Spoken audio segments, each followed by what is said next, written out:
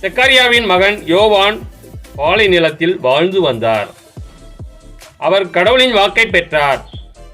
பாவ மன்னிப்பு அடைய மனமாறி திருமுழுக்கு பெறுங்கள் என்று யோர்தான் ஆற்றை அடுத்துள்ள பகுதிகள் அனைத்துக்கும் சென்று அவர்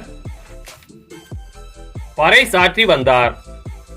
இதை பற்றி இறைவாக்கினர் எசாயாவின் உரைகள் அடங்கிய நூலில் இவ்வாறு எழுதப்பட்டுள்ளது. பாலை நிலத்தில் குரல் ஒன்று முழங்குகிறது.